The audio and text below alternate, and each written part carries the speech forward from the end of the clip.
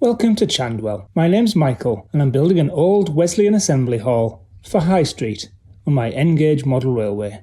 After the intricate main window last week, I've added the other 3 walls and wrapped the whole thing in stone texture. So before the finer detail and glazing next week, let's take a look at taking shape, how I shaped the building and gave it texture. I started with the doorway. Because I wanted the recessed walls here to be smooth, I didn't use the same layering technique that I showed last week. I'm doing the doorway old school. I drew some components and stuck them to thin card. These make a little kit once cut out. It was then just a case of gluing them together to make a recessed doorway which hopefully should slide right into the gap in the frontage. The curved ceiling part slots on top. So how big will the hall be? I wanted to make it as deep as possible, so I used a ruler on the layout to help me decide. The side wall will run from the frontage to an alleyway just before the stream. This will make an interesting area for the town hall extension, which will be placed there to cover up my chimney above the window mistake of a few weeks ago. The ground also drops a few millimetres from front to back. The walls were simply drawn in Inkscape and cut out of 1mm card. I used a bead of PVA glue and then my 90-degree magnetic clamps from York Model Making to hold everything square. The back wall drops on top with more PVA and more clamps. And then a couple of these longer clamps keep things together as the glue goes off. The back wall has absolutely gigantic windows in it.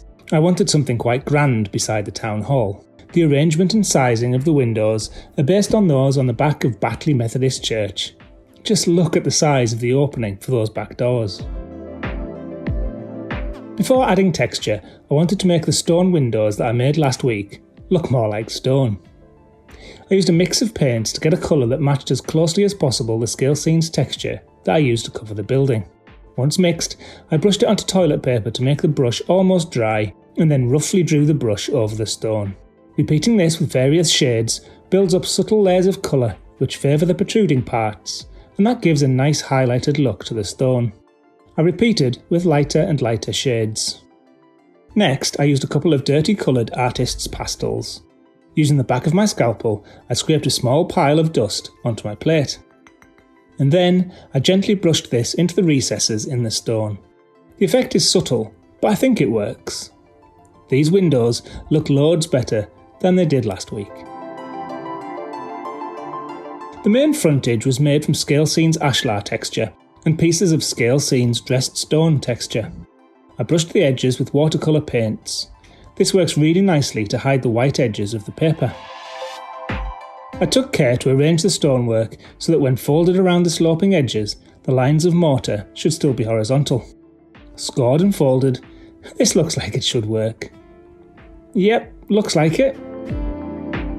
I covered the front in PVA glue and just dropped the texture on top. I gently bent the stone of the entrance around the part that I built earlier. This has given a nice curving look to the entrance. The engraving on the stone, with letters only 0.6mm high, is not visible to my eye, even with my glasses on, but the camera picks it out. Just. But the complex nature of the sides will make getting the side texture to match up nicely quite a challenge. I started by simply gluing a patch onto this part of the wall, and then, once the glue was dry, folding it over. The process needed some encouraging with my crochet hook to get it all tightly applied. The side walls will barely be visible, but I decided to add some graffiti anyway. The inside alleyway wall will probably be invisible, so I didn't waste much time with that one. I had much more fun with Stanley's latest work.